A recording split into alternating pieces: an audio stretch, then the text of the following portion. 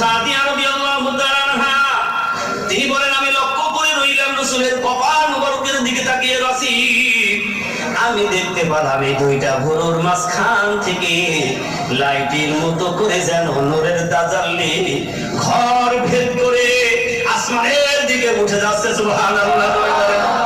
তখন আমার মনে হলো এই শিশু একটা সাধারণ শিশু হতে পারে না। আল্লাহু আকবার বলেন। ঘর থেকে বেরিয়ে আসলেন, স্বামীকে বললেন, স্বামী জীবনে কোনোদিন এমন সন্তান তো দেখি নাই, আমার কোন বংশের সন্তানটাই আমি নিয়ে যাব। স্বামী বললেন, দেখো তোমার যদি পছন্দ হয় নিয়ে নাও। সুবহানাল্লাহ জোরে বলেন। তোমার যদি পছন্দ হয় নিয়ে নাও। হালিমা সাদিয়া রাদিয়াল্লাহু তাআলা আনহা তিনি রাজি হয়ে গেলেন। তিনি বলেন, আমি ঘরে আবার ঢুকলাম, শিশু মুহাম্মদকে আমার কোলে তুলে নিলাম। কারণ দুর্ভিক্ষর কারণে কোনোদিন খানা হতো, কোনোদিন খানা হতো না, কোনোদিন খাইতাম অনাহারে থাকতাম। এই অবস্থায় শরীরটা বড় দুর্বল হয়ে গিয়েছিল।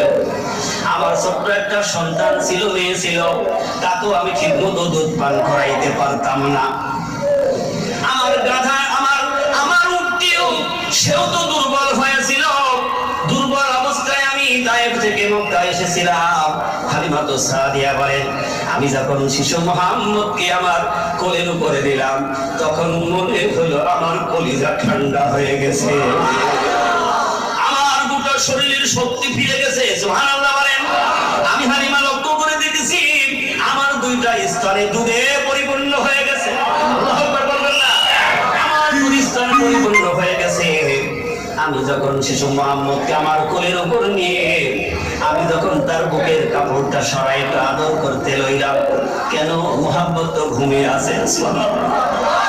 আমি বুকের উপরে যখন হাতটা দিয়ে একটু আদর করা শুরু করলাম, এক নজর আমার দিকে তাকিয়ে এমন একটা মিষ্টি হাসি দিল, মনে হলো যেন আমার কোলে আসমানের চাঁদ ধরা দিয়েছে।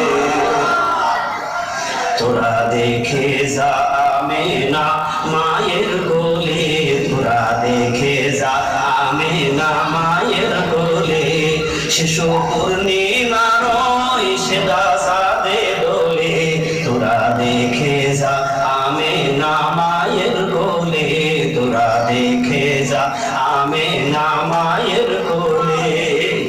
হালিমা সাদিয়া রাদিয়াল্লাহু তাআলা আনহা বলেন, আমি মুহাম্মদ রাসূল সাল্লাল্লাহু আলাইহি সাল্লামকে নিয়ে আমার উটের কাছে উপস্থিত হলাম এবং আমার স্বামীকে বললাম, দেখো তো এই যে উটের স্তনে মনে হচ্ছে অনেক দুধ বেড়ে গেছে। সুবহানাল্লাহ।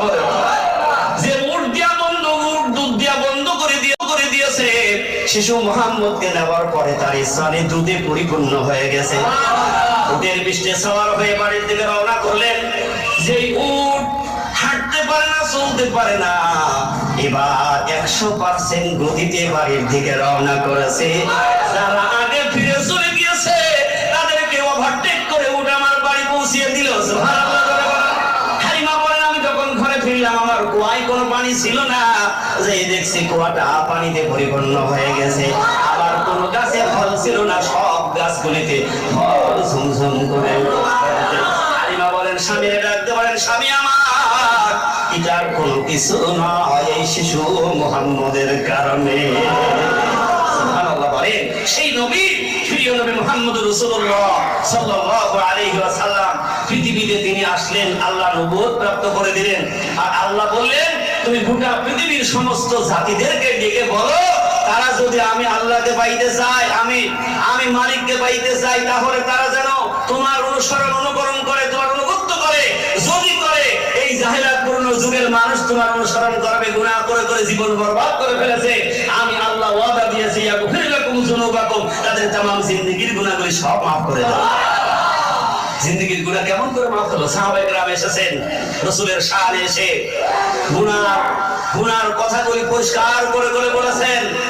আল্লাহ রাসূল বলেছেন, খালেস তওবা করো। সুবহানাল্লাহ বলুন। খালেস তওবা করো, কালেমা শাহাদাত পড়ো। আল্লাহু আকবার বলেন। এই জন্য বিশ্বনবী মুহাম্মদ রাসূলুল্লাহ সাল্লাল্লাহু আলাইহি ওয়াসাল্লাম বলেন, কোন মানুষ যদি একই বিশ্বাস নিয়ে যদি খালেস আল্লাহর রাস্তায় যদি কালেমা শাহাদাত একবার পাঠ করে, কয়বার? একবার যদি পাঠ করে, আল্লাহ রাসূল বলেন 80 বছরের কুফরি গুনাহ আল্লাহ রাব্বুল আলামিন তার বান্দাকে maaf করে দেয়। কারণ এই কালেমা হলো আল্লাহর নামের সাথে তার হাবিবের নাম সংযুক্ত করা। সুবহানাল্লাহ বলবেন। কেন মাফ হয়?